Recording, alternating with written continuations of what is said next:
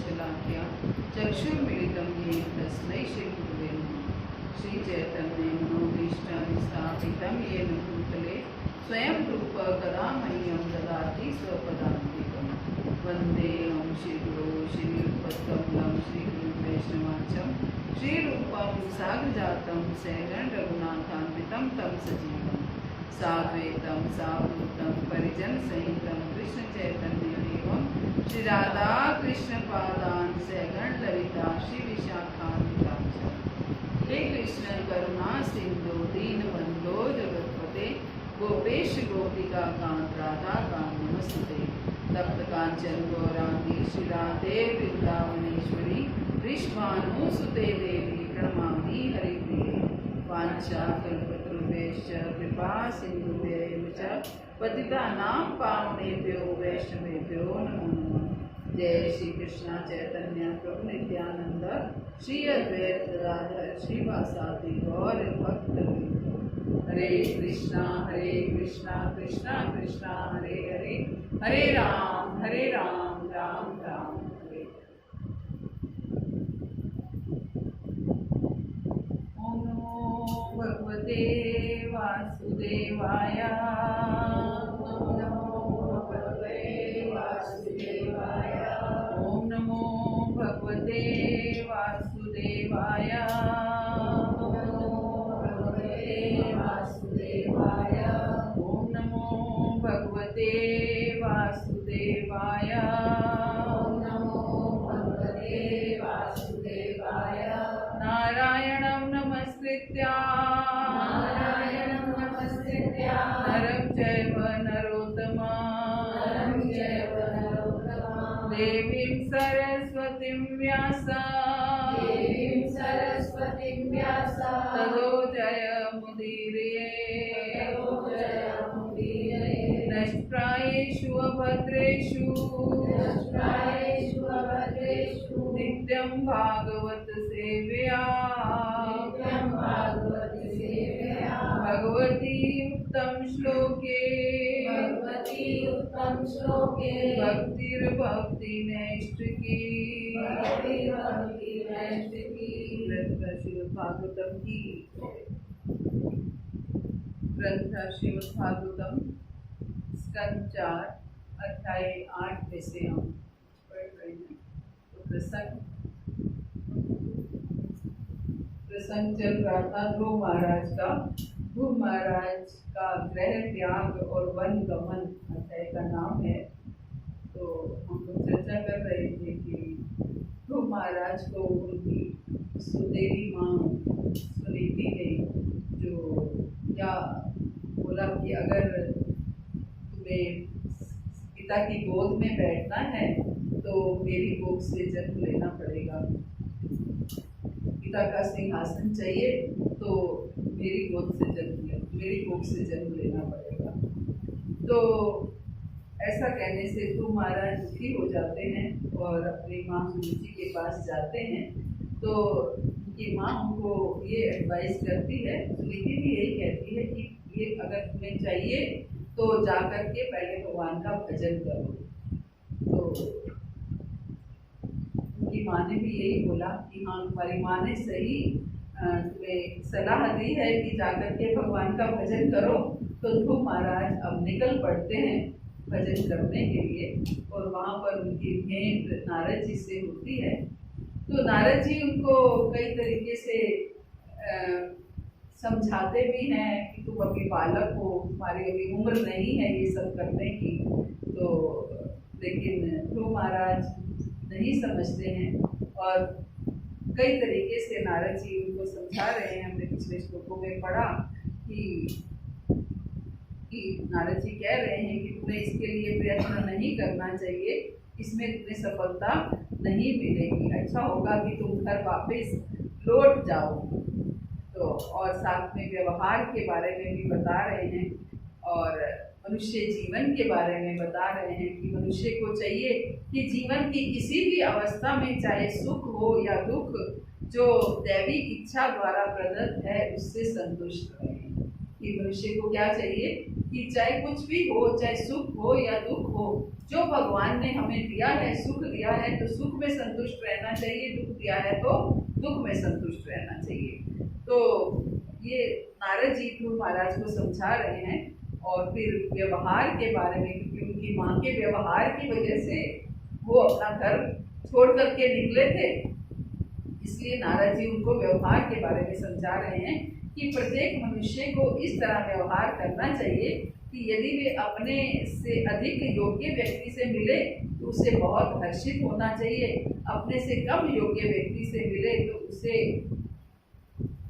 दयालु होना चाहिए, सदैव होना चाहिए, और यदि अपने समान योग्यता वालों से मिले तो उसे मित्रता करनी चाहिए। तो अब ध्रुव महाराज जो हैं वो नारद जी से कहते हैं कि आपने मन की शांति प्राप्त करने के लिए जो भी मुझे कहा वे ऐसे पुरुष के लिए निश्चय ही शिक्षाप्रद है जिसका हृदय सुख और दुख की भौतिक परिस्थितियों से चलायमान है।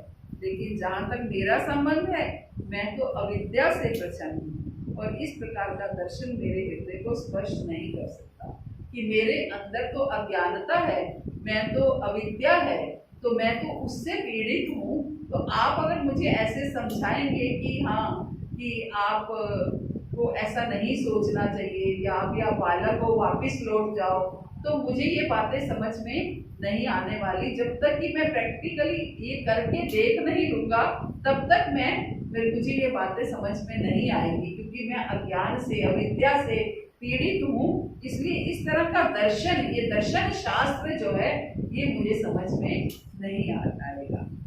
इसलिए मैं आपके उपदेशों को ना मानने की निष्ठता करता हूँ। ये हमने पिछली क्लास में पढ़ा था कि ध्रुव महाराज साफ साफ कहते हैं नारद जी को कि हे भगवान, मैं आपके उपदेशों को ना मानने की दृष्टता करता हूँ, किंतु ये मेरा दोष नहीं है, ये तो क्षत्रिय कुल में जन्म लेने के कारण है।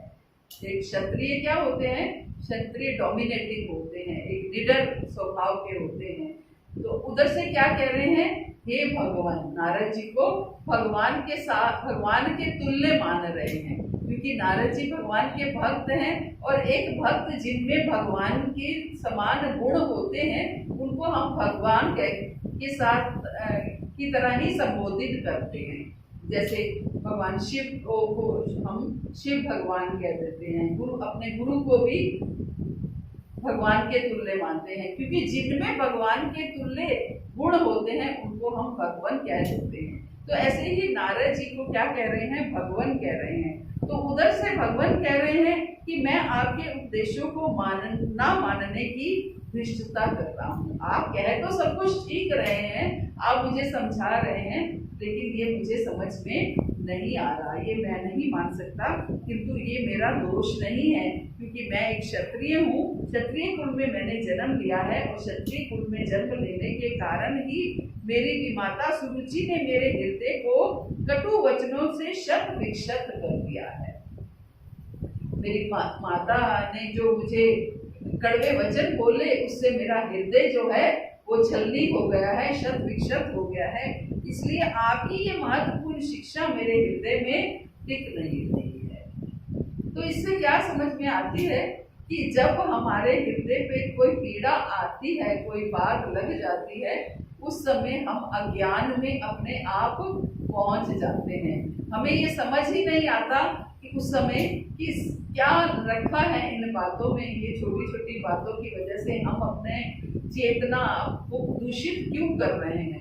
लेकिन उस समय केवल वही एक बात हमारे मन मस्तिष्क पे हावी हो जाती है, क्योंकि हम बद्ध जीव हैं। ध्रुव महाराज तो लॉजिक दे रहे हैं कि वो क्षत्रिय हैं, तो हम सब भी कहीं ना कहीं से अगर ब्राह्मण प्रवृत्ति के होते, इसका ब्राह्मण प्रवृत्ति के हो, तो हमें इन बातों की तरफ हमारा ध्यान ना जाए, क्योंकि हमारी प्रवृत्ति ब्राह्मण प्रवृत्ति नहीं है। ब्राह्मण कुल में उत्पन्न होना ये अलग बात है, लेकिन भगवान ने ब्राह्मण किसको कहा है? जो ब्राह्मण की तरह, ब्राह्मण के गुण हो, जिनमें ब्राह्मण प्रवृत्ति का हो, जो है ना। तो जो अगर ब्राह्मण प्रवृत्ति हो, तो ब्राह्मण प्रवृत्ति क्या है? कोई कुछ भी कह दे कि हमें अपनी बात अपने उसमें स्थिर रहना है, हमारी भक्ति डिस्टर्ब ना हो, हमें ऐसा ऐसे रहना है। लेकिन क्योंकि प्रवृत्ति ब्राह्मण नहीं है, इसलिए हमें ये बातें जो हैं वो चुभती हैं, हमें पिंच होती है। हम कहते हैं ना, उसने ये कह दिया, हमें बहुत बुरा लगा। तो ध्रुव महाराज को भी ये बात बुरी लग रही है, क्योंकि वो लॉजिक क्या दे रहे हैं, क्योंकि वो क्षत्रिय कुल में उत्पन्न हुए हैं, तो क्षत्रिय का स्वभाव है वो किसी की सुन नहीं सकते। और दूसरी बात ये है कि ध्रुव महाराज की इस बात से भक्ति बढ़ रही है, ना कि कम हो रही है। वो उससे उनकी वो भक्ति की तरफ प्रस्थान कर रहे हैं, भक्ति में बढ़ रहे हैं इस बात से। जहां भक्ति डिस्टर्ब हो जाए इन बातों से, वहां तो बिल्कुल इन बातों की तरफ हमें देखना भी नहीं है, सोचना भी नहीं है। तो लेकिन हमारे भक्ति जीवन में ऐसा हो जाता है कभी कभी कि हम छोटी छोटी बातों को लेकर अपनी चेतना दूषित कर लेते हैं, अपने जपा को, अपने साधन को डिस्टर्ब कर लेते हैं। तो लेकिन हमें ये सब नहीं करना है। हमें क्या करना है, हमें केवल और केवल फोकस रखना है कि हमारी भक्ति किससे बढ़ रही है, किससे कम हो रही है ना, किससे बढ़ रही है, किससे कम हो रही है, बस ये हमें फोकस रखना है। कौन सा श्लोक है? उपदेशामृत।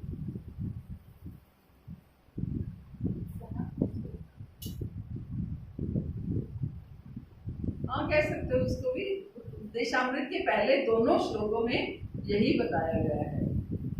अत्याहार प्रयास जा प्रजल्पो नियम आग्रह जन संगस्य लोलभ जा षड्वी भक्ति प्रसिद्धति। अत्याहार प्रयास जा। रूप गोस्वामी ने इन दोनों श्लोकों में क्या बताया है कि कैसे हमारी भक्ति बढ़ सकती है, और 9 श्लोकों में 2 श्लोकों को ये स्थान दिया है।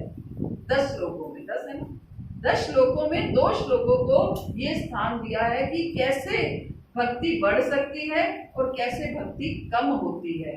तो इसके ऊपर फोकस करने को बोला है कि हमारा फोकस किसके ऊपर होना चाहिए, कि कहाँ से हमारी भक्ति बढ़ रही है, कहाँ से हमारी भक्ति डिस्टर्ब हो रही है। और जीवन में कुछ नहीं है, केवल इस बात के ऊपर हम फोकस करके चलेंगे तो हमारा कल्याण हो जाएगा। लेकिन हम इस बात के ऊपर फोकस नहीं करते हैं। रूप गोस्वामी कह रहे हैं, अत्याहार प्रयास चा प्रजल्पो नियम आग्रह जन संगस्य लोलभ चा षड्वी भक्ति प्रसिद्धति। इन बातों से भक्ति बढ़ती है, विनश्यति। षड्वी भक्ति विनश्यति। अत्याहार, ज्यादा आहार लेने से, ज्यादा संग्रह करने से हमारी भक्ति विनष्ट होती है, और प्रजल्प करने से हमारी भक्ति विनष्ट होती है, और लोगों का असत संग करने से हमारी भक्ति विनष्ट होती है। तो ऐसी कई चीजें उन्होंने बताई जिससे हमारी भक्ति विनष्ट होती है। तो हमें बिल्कुल उसके ऊपर फोकस करना है। और उत्साह निश्चया धैर्य तत्त कर्म प्रवर्तना। उत्साह से हमारी भक्ति बढ़ती है ना। तो ये चीजें उन्होंने बताई। उत्साह करने से भक्ति बढ़ती है, हमारे अपने निश्चय करने से भक्ति बढ़ती है। तो इस तरीके से रूप गोस्वामी ने इन चीजों के ऊपर फोकस किया है कि हमें अपनी भक्ति कैसे बढ़ती है, कैसे किन चीजों को हमें फोकस करना है। और शुरू के ही 2 श्लोकों में दे दिया कि किनसे भक्ति बढ़ती है, किनसे अपनी हमारी भक्ति कम होती है, इस बात का हमें ध्यान रखना है। तो ध्रुव महाराज भी हमें समझा रहे हैं कि उनकी भक्ति क्या है। उन्होंने ये बात, उनको क्षत्रिय घर में वो उत्पन्न हुए हैं, क्षत्रिय कुल में उनकी उत्पत्ति हुई है, लेकिन वो इस बात को उनको कह रहे हैं कि मुझे ये बात हृदय में लग गई, मेरा हृदय शत विक्षत हो गया। मेरी देवी माँ ने अगर ऐसा बोला तो मेरा हृदय शत विक्षत हो गया, लेकिन उससे उनकी भक्ति डिस्टर्ब नहीं हुई, उससे बल्कि वो भक्ति मार्ग पर चल पड़े। तो ये चीज हमें फोकस करनी है।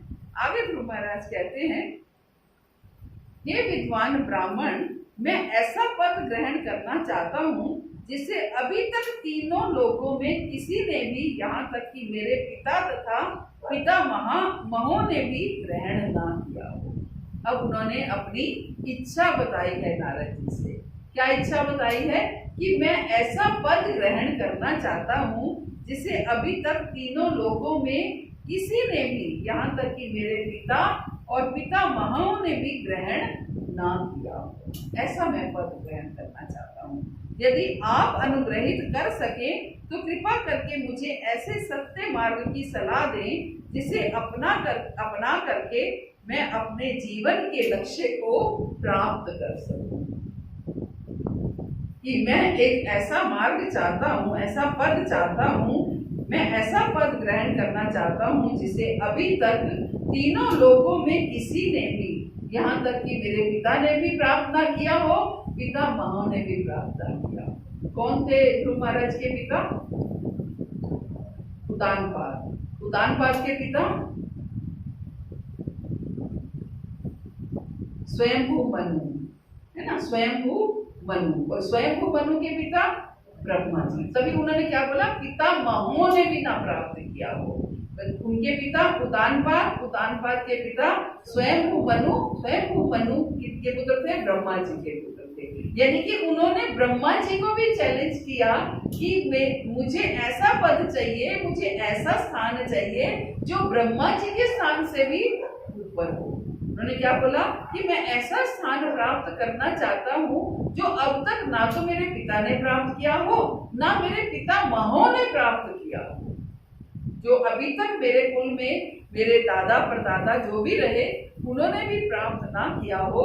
मुझे ऐसा स्थान चाहिए, है ना। ब्रह्मा जी का लोक जो है वो क्या है? हमारे भौतिक लोकों में सबसे ऊपर का लोक है ना। उससे ऊंचा लोक कोई नहीं है। लेकिन ध्रुव महाराज ने क्या इच्छा की? कि मुझे उससे भी ऊपर का स्थान चाहिए। तो भगवान ने उनकी इच्छा पूरी की, है ना। तो ध्रुव लोक जो है वो हमारे भौतिक लोकों से ऊपर का लोक है ना। भौतिक लोकों से ऊपर का लोक है। तो भगवान क्या कह रहे हैं कि हे विद्वान ब्राह्मण, मैं ऐसा पद ग्रहण करना चाहता हूँ जिसे अभी तक तीनों लोकों में किसी ने भी, यहाँ तक कि मेरे पिता तथा पितामहों ने भी ग्रहण ना किया हो। यदि आप अनुग्रहित कर सके तो कृपा करके मुझे ऐसे सत्य मार्ग की सलाह दीजिए। मुझे सलाह दीजिए कि मैं क्या करूं, कौन सा मार्ग अपनाऊं जिससे मुझे जो है ऐसे लोक प्राप्त हो सके जो आज तक ना तो मेरे पितामहों ने प्राप्त ना किया, जिसे अपना करके मैं अपने जीवन के लक्ष्य को प्राप्त कर सकूं। तो इससे क्या समझ में आती है कि ऐसा नहीं था ध्रुव महाराज के हृदय में भौतिक इच्छा नहीं थी। उनके हृदय में भौतिक इच्छा थी। हम लोग कहते हैं कि भौतिक इच्छा नहीं करनी चाहिए, लेकिन ध्रुव महाराज के हृदय में भौतिक इच्छा थी कि मैं उच्च लोक प्राप्त करूं। लेकिन वो ये इच्छा लेकर के भी किसके पास गए?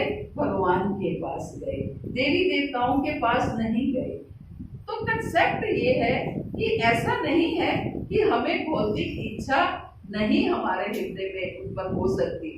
हम बद्ध जीव हैं, इस भौतिक संसार में रहते हैं, ग्रस्त हैं, और ग्रस्त में रह करके कभी ना कभी कोई भौतिक इच्छा उत्पन्न हो सकती है। लेकिन उस भौतिक इच्छा को लेकर के भी हमें भगवान के पास ही जाना है। ऐसा नहीं है कि भगवान ने हमारी भौतिक इच्छाएं पूरी नहीं करेंगे। भगवान हमारी भौतिक इच्छाएं भी पूरी करते हैं, लेकिन वो इच्छाएं पूरी करते हैं जिसमें हमारा लाभ हो, जिससे हमारे भक्ति के ऊपर कोई आंच ना आए। और साथ में भौतिक इच्छा पूरी करने के साथ साथ वो हमें भक्ति भी प्रदान करते हैं और हमें निष्काम कर देते हैं। साथ में हमें निष्काम कर देते हैं। हमारी वो इच्छा पूरी करेंगे लेकिन साथ में निष्काम कर देंगे। ध्रुव महाराज के साथ क्या हुआ? उनकी इच्छा पूरी की भगवान ने, लेकिन साथ में क्या कर दिया? निष्काम कर दिया, है ना। उनको निष्काम कर दिया। तो भगवान के पास जाने का और देवी देवताओं के पास जाने में ये अंतर है ना। इच्छाएं हमारी देवी देवता भी पूरी कर सकते हैं, लेकिन वो हमें निष्काम नहीं करते। लेकिन भगवान हमें साथ में निष्काम कर देते हैं ताकि हम आने वाले समय में केवल भगवान की भक्ति कर पाए, केवल भगवान को जान पाए, समझ पाए और धीरे धीरे भगवान से प्रेम कर पाए। तो ये अंतर है। भगवान भगवद गीता में भी कहते हैं चतुर्विधा भजन्ते माम जना सुकृतिनो अर्जुना आर्तो जिज्ञासु अर्थार्थी ज्ञानी च भर्तृ। भगवान कहते हैं 4 तरह के लोग जो हैं वो मेरे पास आते हैं। 4 तरह के लोग, चतुर्विधा भजन्ते माम, 4 तरह के लोग मेरे पास आते हैं। कौन कौन से? जो दुखी होता है वो मेरे पास आता है, जो धन के इच्छुक होता है वो मेरे पास आता है, जो ज्ञानी होता है वो मेरे पास आता है, जो जिज्ञासु होता है वो मेरे पास आता है। ये 4 तरह के लोग मेरे पास आते हैं। जो होता है वो मेरे पास आता है। ये 4 तरह के लोग मेरे पास आते हैं। लेकिन इन सब में से ज्ञानी जो है वो मुझे अतिशय प्रिय है, क्योंकि वो मेरे पास कुछ पाने के लिए नहीं आ रहा है। उसको समझ में आ गई है कि कृष्ण ही भगवान है, कृष्ण ही सर्व कारण कारणम है, इसलिए वो मेरी शरण में आया है। तो हमें आर्तो अर्थार्थी जिज्ञासु की स्टेज से निकाल करके भगवान ज्ञानी की स्टेज तक पहुंचाते हैं। धीरे धीरे हमें समझ में आने लगता है कि हमें क्या करना है। भगवान के पास अगर भगवान सामने आ जाए तो हमें क्या करना है। रात को हम क्लास में चर्चा कर रहे थे कोला बेजा श्रीधर की, कि भगवान ने स्वयं, चैतन्य महाप्रभु स्वयं उनके सामने आते हैं और कहते हैं, अपना स्वरूप दिखाते हैं, अपना असल स्वरूप दिखाते हैं, उनको दर्शन कराते हैं और कहते हैं कि हे श्रीधर तुम क्या चाहते हो, मांगो, जो मांगना चाहते हो मांगो, मैं तुम्हें सारे सब लोगों की सिद्धियां प्रदान कर दूंगा। लेकिन भगवान श्रीधर क्या कहते हैं कि प्रभु मुझे बस ऐसा कीजिए कि मैं हर समय आपका नाम लेता रहूं, मैं ऐसे ही आप मुझसे मांगते रहे, ये मैं आपको बेचता रहूं, आपकी सेवा करता रहूं, इस तरीके से।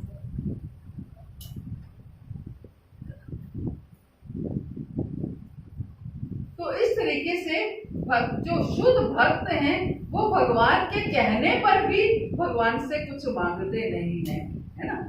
पृथु महाराज के सामने भगवान प्रकट हो गए और भगवान ने बोला कि मांगो पृथु, मांगो, क्या मांगना चाहते हो, राजपाट, कुछ भी।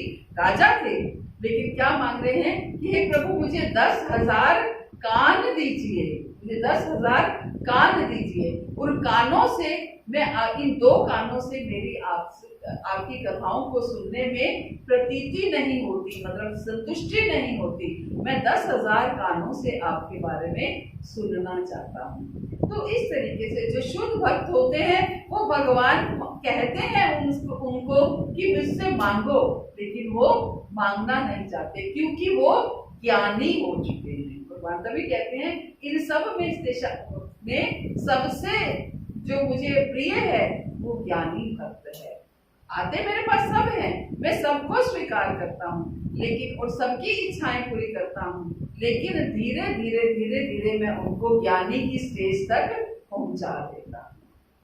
हम सबको एक्सपीरियंस है इन बातों का कि जब हम आए थे ऐसा नहीं था कि हम बिल्कुल निष्काम थे, कोई ना कोई इच्छा जागृत होती, अभी भी नहीं है, लेकिन कंपैरेटिवली धीरे धीरे धीरे धीरे भौतिक कामनाएं समाप्त होती जा रही हैं, कम होती जा रही हैं, कम होते होते वो समाप्त हो जाएंगे। तो यही भगवान यहाँ पर ध्रुव महाराज कह रहे हैं। तो प्रभुपाद कहते हैं कि यहाँ पर एक विशेष बात कही गई है, वह ये है कि ध्रुव महाराज उच्च पद ग्रहण करना चाह रहे हैं किंतु छल छद्दे से नहीं। उनको राजपाट चाहिए, उच्च पद चाहिए, लेकिन उन्होंने इसके लिए ये नहीं कहा कोई धोखा देके, कोई छल कपट करके, इस तरीके से उन्होंने नहीं मांगना है, नहीं चाहा। वो सीधा डायरेक्ट भगवान के पास पहुंच रहे हैं कि मुझे ये चाहिए और मुझे आपसे चाहिए, है ना। तो छल छद्दे से नहीं, वरना सच्चे साधनों से वो ये प्राप्त करना चाहते हैं। इससे सूचित होता है कि यदि कृष्ण उन्हें ऐसा पद दें तो वे उसे स्वीकार कर लेंगे। इससे ये पता चलता है कि कृष्ण अगर उन्हें ये पद देंगे तो वो स्वीकार कर लेंगे। ऐसा भक्त का स्वभाव होता है। वह भौतिक लाभ की इच्छा कर सकता है किंतु उसे तभी स्वीकार करता है जब कृष्ण प्रदान करते हैं, है ना। भगवान भक्त जो है ऐसा नहीं है कि वो भौतिक लाभ की इच्छा नहीं करता, भक्त भी भौतिक लाभ की इच्छा कर सकता है, लेकिन वो तब जब कृष्ण उन्हें प्रदान करते हैं। और भक्त ऐसा भी नहीं होता कि कोई भौतिक लाभ उसे हो रहा है तो उस भौतिक लाभ को नकार देता है कि नहीं नहीं मुझे नहीं चाहिए, मुझे इन चीजों से क्या लेना देना। ऐसा भी भक्त नहीं करता है। भक्त अगर उसे कुछ मिलता है, इसको क्या कहते हैं हम, युक्त वैराग्य, वो अंदर से वैरागी है, उसे कुछ नहीं चाहिए। प्रभुपाद जो है, प्रभुपाद हमेशा जब बाहर देशों में प्रचार करने गए तो 40 रुपए लेकर के गए। 40 रुपए में उन्होंने इतना बड़ा ये इतने मंदिर बनाए, इतना सब कुछ किया। कैसे किया कि लोगों ने उनको दिया, भक्तों ने उनको दिया और वो उन्होंने उस चीज को भगवान की सेवा में लगाया। हमारे बुक्स बताती हैं प्रभा लीलामृत में कि 40 रुपए लेकर के गए और 40 अरब की उन्होंने प्रॉपर्टी बना दी, है ना। किसके लिए? कृष्ण की सेवा के लिए। आज हम सब जो समझ पा रहे हैं, गीता भागवत को समझ पा रहे हैं, तो केवल प्रभा की कृपा से, वरना क्या गीता भागवत में भेद भी नहीं जानते थे कि गीता भागवत में भेद क्या होता है। किसने सिखाया? किसी ने नहीं सिखाया हमें, ना हमारे माता पिता ने हमें सिखाया, ना किसी और ने हमें सिखाया। लेकिन हम इतना ही, हम सब ने पढ़ाई लिखाई की, ये हमें सब कुछ, हर कोई डॉक्टर इंजीनियर बने, लेकिन किसी एजुकेशन ने हमें ये नहीं सिखाया कि गीता क्या है, भागवत क्या है, हमारे शास्त्र क्या है। प्रभुपाद हमें सिखाने के लिए आए और उन्होंने केवल मात्र 40 रुपए से 40 अरब की प्रॉपर्टी बना दी। उन्होंने ये नहीं कहा कि आप अगर दे रहे हो तो मैं तो एक सन्यासी हूँ, मेरा क्या खर्च है, मैंने क्या करना है, मुझे तो गेरुआ पहनना है और क्या है दाल चावल खाने हैं, तो मुझे क्या क्या लेना है इस धन से। उन्होंने ऐसा नहीं कहा। उन्होंने उस धन को लिया और मांगा भी लोगों से, लेकिन उस धन को क्या किया, भगवान की सेवा में लगा दिया। ये युक्त वैराग्य है। तो यही भक्त कह रहे हैं कि जो भक्त होते हैं वो सच्चे साधनों, इससे सूचित करता है कि यदि कृष्ण उन्हें ऐसा पद दें तो वे उसे स्वीकार कर लेंगे। ऐसा भक्त का स्वभाव होता है। वे भौतिक लाभ की इच्छा कर सकता है, किंतु उसे तभी स्वीकार करता है जब कृष्ण प्रदान करते हैं, जब कृष्ण उन्हें प्रदान करते हैं। वो भौतिक लाभों के लिए कहीं इधर उधर, किसी ने ये बोला कि यहाँ नारियल चढ़ा दो तो ये फल मिल जाएगा, यहाँ चुन्नी चढ़ा दो ये फल मिल जाएगा, तो ऐसा भक्त ऐसा नहीं करता। भक्त क्या करता है कि हे प्रभु, जो आप जैसा आप मुझे रखेंगे मैं वैसा रहूंगा। आप मुझे देना चाहते हैं तो आपकी सेवा में लगेगा, नहीं देंगे तो भी आपकी सेवा कम से हो जाएगी, अगर ज्यादा होगा तो ज्यादा से हो जाएगी। तो हमें यही हमारी भावना, यही चेतना होनी चाहिए कि अगर नहीं है तो उससे हमें दुखी नहीं होना है, और है तो उससे हमें गर्वित नहीं होना है, क्योंकि नहीं है तो भी कृष्ण का, है तो भी कृष्ण का, उन्हीं की सेवा के लिए है। तो प्रभुपाद यही कह रहे हैं कि जो कुछ भी है भगवान की सेवा में उसे लगाता है। वह भौतिक लाभ की इच्छा कर सकता है, किंतु उसे तभी स्वीकार करता है जब कृष्ण प्रदान करते हैं। ध्रुव महाराज को दुख था कि नारद मुनि के उपदेश को नहीं मान पा रहे थे, इसलिए उन्होंने नारद जी से प्रार्थना की कि वे कृपालु होकर उन्हें ऐसा मार्ग दिखाएं जिससे उनकी आंतरिक अभिलाषा पूर्ण हो सके। और क्योंकि नारद जी, ध्रुव महाराज नारद जी से मार्गदर्शन प्राप्त करना चाह रहे थे, और नारद जी जो हैं वो भगवान के शुद्ध भक्त हैं, हर समय नारायण नारायण करके वो चारों लोकों में, तीनों लोकों में घूमते रहते हैं। लेकिन इसलिए ध्रुव महाराज, एक शुद्ध भक्त की संगत में जब कोई भक्त आ जाता है तो शुद्ध भक्त क्या करता है, उन्हें कृष्ण प्रदान करता है। वरना कृष्ण तो हम सबके घरों में पहले भी थे, सबके घरों में कोई ना कोई फोटो, कोई पिक्चर, कोई मूर्ति, कोई ना कोई कृष्ण की सबके घर में थी। लेकिन क्या हमें कृष्ण पहले समझ में आए थे? समझ में नहीं आए थे। जैसे हमने और देवी देवताओं को हम डील करते थे, वैसे ही कृष्ण को डील करते थे। एक सनातन धर्म के देवी देवता हैं, वो हमने पूरी लाइन में लगा रखे थे, लेकिन आज कृष्ण समझ में आने लगे। आज समझ में आने लगा कि कृष्ण ही सर्वे सर्वा है, कृष्ण ही परम भगवान है। सर्व कारण कारणम है और हमें उन्हीं की शरण में जाना है। तो चाहे सुख हो, चाहे दुख हो, चाहे हम कुछ निष्काम हो, चाहे सकाम कामा सर्व कामो मोक्ष कामा उदारती। चाहे हम निष्काम हो, चाहे सकाम हो, चाहे मोक्ष की इच्छा हो, लेकिन जाना कहाँ है? कृष्ण की शरण में जाना। तो ये श्लोक हमें समझा रहा है। हरे कृष्ण। प्रभुपाद की जय, गुरु महाराज की जय। आप सब किसी का कोई प्रश्न हो या कर सकते हैं।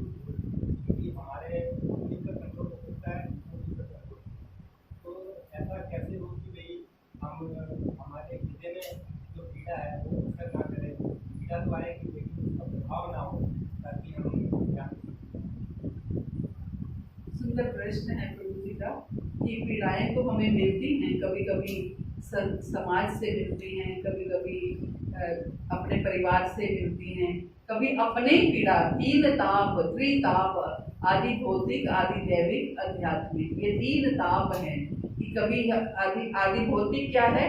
जब हमें भौतिक संसार से कोई पीड़ा मिलती है तो वो आदि भौतिक है। आदि देवी क्या है? जब कोई हमें कोई ऐसा प्रकोप, प्रकृति का प्रकोप हो जाता है ना, कोई बाढ़ आ गई, सुनामी आ गई, अभी कोविड आ गया, कईयों के घर में मृत्यु हो गई, तो ये क्या है? ये पीड़ाएं हैं, है ना। और सबसे ज्यादा तंग करती है आध्यात्मिक ताप, आध्यात्मिक जो हमारे मन से उत्पन्न हुए हैं। हम अपने मन से हमारी ज्यादा पीड़ाएं उत्पन्न होती हैं, क्योंकि कोई व्यक्ति, मान लो किसी ने कुछ कह दिया, हो सकता है उसने उस भावना से ना कहा हो, लेकिन हमने उसको अलग भावना से ले लिया कि उसने हमें ऐसा कह दिया, तो ये अपने मन से उत्पन्न की हुई पीड़ा है। तो प्रभु जी का प्रश्न है कि हम ऐसा क्या करें कि ये पीड़ाएं हमें ना हो। तो प्रभु जी, हम ध्रुव महाराज के ही उदाहरण से समझ सकते हैं कि ध्रुव महाराज को जब तक ज्ञान नहीं था, जब तक वो कृष्ण की शरण में नहीं गए थे, तब तक उन्हें वो पीड़ा हुई थी। लेकिन जब वो कृष्ण की पूर्ण रूप से शरण में आ गए, उन्होंने भजन कर लिया, उनका सुंदर भजन हो गया, उनकी भक्ति अच्छे से हो गई, तो उनको वो पीड़ा भूल गई। उनको वो पीड़ा अब नहीं रही। अब भगवान उनको राज्य दे रहे हैं तो भी वो राज्य लेना नहीं चाह रहे हैं। क्यों? क्योंकि पीड़ा हुई थी, लेकिन भजन इतना सुंदर हो गया कि वो पीड़ा उसके अंदर दब गई, है ना। तो जब हमारी भक्ति धीरे धीरे प्रगाढ़ होगी, जब हम अपनी भक्ति में दृढ़ हो जाएंगे, तो वो पीड़ा हमें महसूस नहीं होगी। तो आप देखिए, हम छोटी छोटी बातों से विचलित हो जाते हैं। कभी कभी अपने भक्ति जीवन में भी हम छोटी छोटी बातों से विचलित हो जाते हैं। और हमारे आचार्य लोग, जिनको 50-50 साल हो गए भक्ति जीवन में आए हुए, तो क्या उनके जीवन में कभी ऐसे एपिसोड्स नहीं होते होंगे? होते होंगे। कभी किसी ने कुछ कह दिया होगा, कभी उनके ऊपर कोई एलिगेशन भी लग गया होगा, कुछ ना कुछ होते होंगे, है ना। जब हम बद्ध जीवों के साथ रहते हैं, एक हॉस्पिटल में रह रहे हैं जहाँ सारे बीमार हैं, तो हम सबकी तरफ से पीड़ित होते ही हैं, लेकिन उनको ये बातें इफेक्ट नहीं करती हैं, हमें ये बातें इफेक्ट करती हैं। वो इसलिए क्योंकि उनकी भक्ति प्रगाढ़ हो चुकी है। हमें अपने साधन को प्रगाढ़ करना है, अपने भजन को प्रगाढ़ करना है, ताकि हमने शुरुआत कहाँ से की थी कि हम अपना लक्ष्य भूल जाते हैं। अपने लक्ष्य को फोकस करना है। हमारा लक्ष्य क्या है? हमारा लक्ष्य क्या है? हमें भगवान की सेवा, भगवान के भगवत धाम जाना है, भगवान की सेवा प्राप्त करनी है, भगवान को प्रसन्न करना है, ये हमारा लक्ष्य है। बस इस लक्ष्य को हम ना भूलें, उसको फोकस करते रहे, तो अपने आप जो भी अगर हमें पीड़ा मिलती है, किसी से भी पीड़ा मिलती है, तो हम अपने आप जो जिस हृदय में ये लक्ष्य हमने डाल रखा है वही हृदय हमें कहेगा कि क्या जिस बात से आप तुम पीड़ित हो रहे हो, क्या इस बात से तुम्हारे लक्ष्य में कोई बाधा आ रही है? क्या तुम्हें भगवत प्राप्ति में कोई विघ्न आ रहा है? क्या भगवत प्राप्ति में तुम आगे नहीं बढ़ पा रहे हो? अगर तो उस बात से हम लक्ष्य में हमारी बाधा आ रही है तो वो बात बहुत इम्पोर्टेंट है। अगर वो उस बात से हमारे लक्ष्य में बाधा नहीं आ रही है तो वो बात का कोई महत्व नहीं है।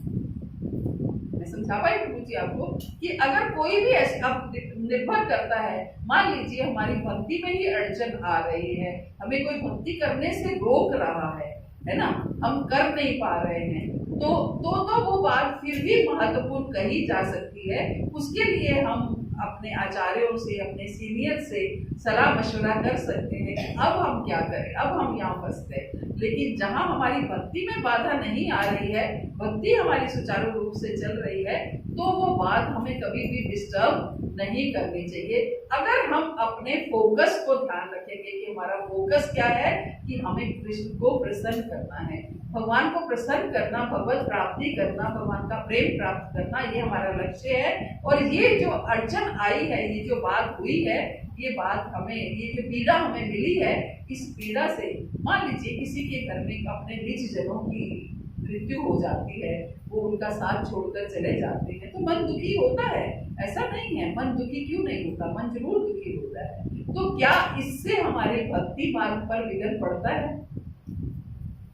ना? थोड़े समय के लिए पड़ता है, लेकिन फिर से बल्कि वो बात हमें और जो है अंदर से दृढ़ बनाती है कि अल्टीमेटली सबके साथ यही होना है, मुझे भक्ति में दृढ़ रहना है और मुझे वहां तक पहुंचना है, मुझे उस स्टेज तक पहुंचना है जब ये पीड़ाएं मुझे महसूस ना। तो ऐसी पीड़ाएं, हम संसार में रहते हैं तो संसार तो है ही दुखालयम, जहाँ हमें दुख मिलते रहेंगे, तो इन दुखों के साथ में भक्ति करना सीखना है। अगर ऐसी पीड़ा है जो हमारी भक्ति मार्ग पर अड़चन नहीं है, फिर तो पीड़ा है ही नहीं, वो तो है आई है चली जाएगी, वो तो हमें भौतिक जगत में आए हैं तो हमें अपने कर्म भोगने हैं। लेकिन जो पीड़ा हमारे भक्ति मार्ग पर हमें डिस्टर्ब कर रही है, उसका समाधान हम कर सकते हैं। अब आप देखिए, रशिया के जो भक्त लोग थे, उनको पकड़ करके जेल में डाल दिया गया, इसलिए कि आप ये जो चैंटिंग करते हो, ये जपा ना भगवान का नाम लेते हो, कीर्तन करते हो, आपको नहीं करने दिया जाएगा, अलाउड नहीं है यहाँ पर। जेल में डाल दिया गया और उनसे उनकी माला चैंटिंग के लिए सब कुछ उनसे छीन लिया गया।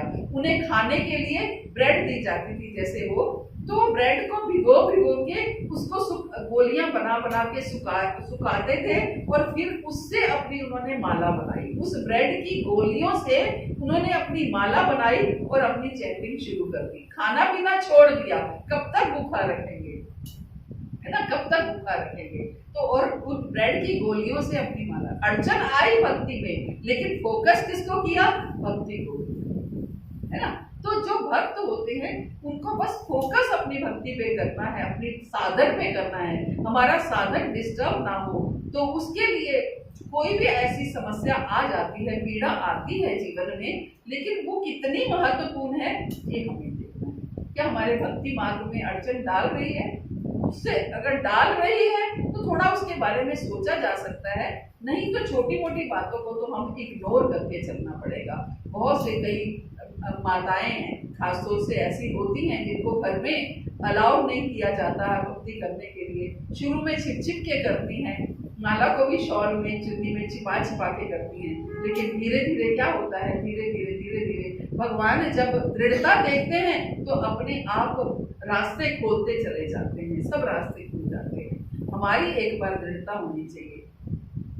मेरे साथ मेरी एक कलीग है, उनके घर में ऐसा एटमॉस्फेयर था कि कभी ऐसा नहीं होता था कि उनका फ्रीजर, डीप फ्रीजर कहती हर समय नॉनवेज से भरा रहता है और हमें ऐसी पार्टियों में जाना पड़ता है। मेरे हस्बैंड तो खैर ड्रिंक करते ही हैं कि हर समय ड्रिंक उनको चाहिए और साथ में मुझे भी फोर्स किया जाता है और मैं भी कर चुकी हूँ। जब से आपके साथ आई हूँ तो मैं इस चीज़ को अवॉइड कर रही हूँ। मैं भी ड्रिंक करने, मुझे भी कहा जाता है ड्रिंक करने को, लेकिन अब धीरे धीरे उसने घर का माहौल ऐसे ही चेंज किया, लेकिन स्लोली स्लोली धीरे धीरे। अब ऑफरिंग सेटिंग तो वो बहुत समय से कर ही रही हैं, 16 माला करती हैं, तो शुरू में छिप छिप के करती थी, अब फ्रंट में आने लगी। धीरे शुरू में हस्बैंड बोलते थे, अब धीरे धीरे बोलना छोड़ दिया। अब भोग लगाने लगी, पहले केवल भोग लगा लेती थी, अब जो भी प्रसाद बनाती हैं, खाना बनाती हैं, उनको भोग लगाती हैं, हस्बैंड को वही खिलाती हैं। धीरे धीरे हस्बैंड का मन बदलने लगा, आगे उनमें भी चेंज आने लगा। तो स्लो प्रोसेस है, लेकिन पेशेंस रख के हम इसको आसानी से डील कर सकते हैं, कोई ऐसी अड़चन नहीं है। और किसी का कोई प्रश्न?